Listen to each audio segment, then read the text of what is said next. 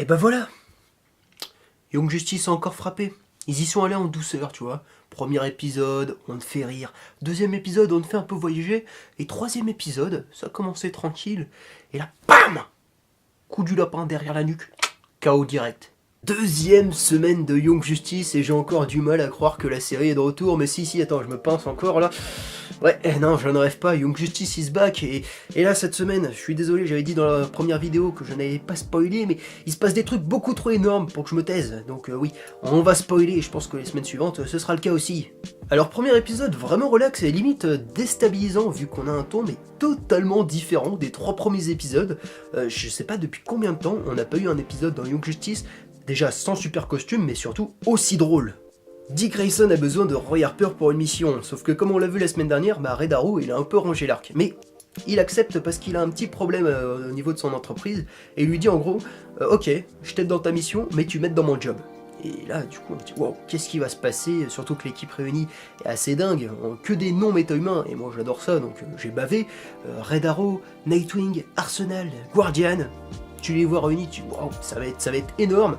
Sauf qu'en fait, l'entreprise de Roy Harper, Bow Hunter d'ailleurs, petit clin d'œil aux comics, c'est une agence de sécurité. Et donc là, en gros, on va suivre l'équipe, mais en tant qu'agent de sécurité. Et ça va être ça pendant tout l'épisode. Et là, c'est le festival du jeu de mots, du comique de situation. Vas-y, il y a des petites scènes en mode Fast and Furious et en rang badass, des actions qui ne le sont absolument pas. Et c'est dingue. C'est très drôle et assez inattendu après ces 3 épisodes d'intro, mais ça nous permet aussi de développer un peu nos persos. Tu vois que Arsenal, il est beaucoup moins enragé. Je me demande d'ailleurs ce qu'il devient en dehors. Et Red Arrow, tu vois que c'est devenu vraiment un papa poule, un papa posé, et que hormis s'il lui arrive quelque chose, il y a peu de chances qu'il redevienne Red Arrow. Et c'est peut-être parce que Roy est celui qui a le plus de recul qu'il est le plus à même à comprendre le dilemme intérieur inconscient de Nightwing, qui va être un peu la thématique de ces 3 épisodes. Est-ce qu'il serait pas temps que t'acceptes la mort de Wally West? Est-ce qu'il serait pas temps que t'acceptes de diriger une nouvelle équipe? Est-ce que cette mission, ce serait pas un prétexte pour passer plus de temps avec moi parce que je te rappelle Wally West et que je suis l'un de tes amis les plus vieux et les plus chers après lui? Et on a aussi une intrigue secondaire avec Zatanna qui est moins importante mais nécessaire parce que rappelons-le, Zatanna c'était l'un des persos principaux de la saison 1 qui a été injustement oublié en saison 2 et voilà, ça fait pas le mal de la revoir un peu sur le devant de la scène même si là il n'y a pas grand chose à grignoter. On revient sur la relation avec son père, qui est condamné à être jusqu'à la fin de sa vie Dr Fate, donc voilà, rien de nouveau sous le soleil, même si bon, moi ça me dérange pas parce que Zatanna, c'est mon perso féminin préféré de la série, donc tu me ferais tout un épisode où on la voit juste en train de bouffer un couscous, ça m'irait totalement. Et on arrive aux 2 derniers épisodes, alors épisode 2 qui va suivre d'un côté les Outsiders avec Geoforce et Halo qui découvrent leur pouvoir, et de l'autre principalement la Young Justice dirigée par Miss Martian qui va un peu gérer une crise entre une race alien et New Genesis. Et j'étais persuadé que ce serait un peu l'épisode qui allait relancer l'intrigue principale, parce que voilà, ça nous parle quand même de New Genesis, et en fait, non, ça développe le personnage de Miss Martian, d'ailleurs c'est assez intéressant, une nouvelle potentielle menace au service de Darkseid, et ça nous introduit un nouveau personnage qui s'appelle... putain... c'est un mix entre un scarabée et un tatou, donc on va l'appeler Toutou. Ça n'a aucun rapport. Et ce Toutou, je vous pose la question, est-ce qu'on avait besoin de lui? Je veux dire... Bon, je suis sûr qu'il aura de l'importance dans l'intrigue, c'est clair, quand tu vois le personnage, quand tu suis un peu l'épisode, tu vois plus ou moins où ils veulent en venir avec lui. Mais il y a tellement de personnages qui existent déjà dans la série, il y a tellement de personnages existants qui méritent d'être développés. Je parlais de Zatanna plus tôt, ou même quitte à introduire des personnages, introduisez Donna Troy, introduisez Starfire, introduisez Raven. Pas tout quoi, sérieusement les gars, en plus... Quand je l'ai vu apparaître, je me suis directement dit, putain, celui-là, tu vas pas pouvoir le saquer. Et c'est vrai. Bon, c'est faux parce que il a la voix d'E.T. Tu peux pas détester un personnage qui a la voix d'E.T. Donc il triche un peu, mais voilà. Il y a un truc qui me va pas, quoi. Développer des personnages qui existent déjà, arrêter d'introduire 2000 personnages, quoi. Et là, 3e épisode. Et je dois l'avouer, au début, j'étais pas trop chaud, parce que j'avais un peu l'impression de l'avoir vu 1000 fois cet épisode, et en plus, il fait énormément écho aux premiers épisodes de la série. Mais voilà, la fin de l'épisode quoi. On a enfin Nightwing qui assume son statut de leader et qui crée officiellement son équipe d'Outsiders qui se veut être une alternative à la Justice League et la Young Justice. Et bon, on parlera dans une future review de cette équipe, de ce qu'elle peut amener, de comment elle est constituée, tout ça, bref. Parce que moi ce qui m'intéresse, c'est vraiment la fin de cet épisode avec Ra's al Ghul qui fait une révélation. Il ne fait plus partie de The Light parce qu'il s'est trouvé un nouvel héritier.